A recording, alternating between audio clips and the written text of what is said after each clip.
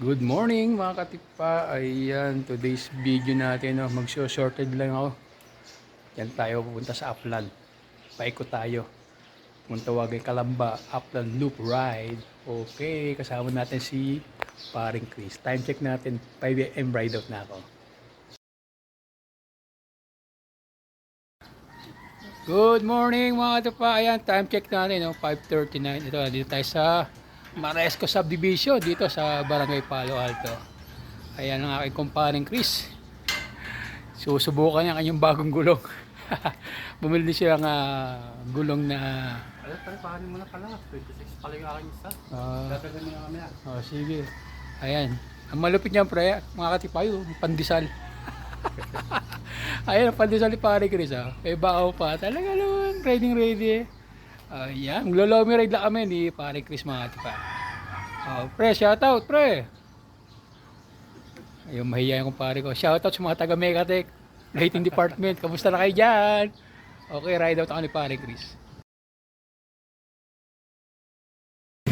Ayan mga katipa. Ayan, nasa Barangay Laguerta na kami ni pareng Chris. Ayan. Ito nyo yan. Nubali na ho yan. Bagong subdivision na yan. Ito yung bakod na yan. Yan. Nubali ho yan mga katipa. Ayan. Okay, pagkatapos na mga katipa, Barangay Hornala na, sunod na barangay dito. Okay. Ayan mga katipa. Papasok na tayo ng arko ng Barangay Hornalang, no? Ayan, syempre, malapit na lang piyesta dito mga katipa. May 6 ang piyesta dito sa Barangay Hornala, no? Yan. Oo. Meron akong picture spot dyan, pre. Doon sa taas. Yan ang kumpare ko.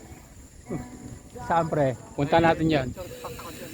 Yan. Ito yung ahon sa Hornal mga katipa. Ayan. Okay.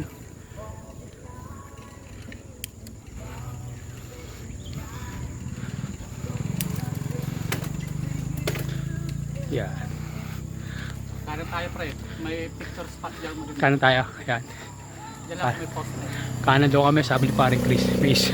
Meron daw picture spot dito na ayan. Pero itong way na to mga tipa, puntang Bunggo rin yan.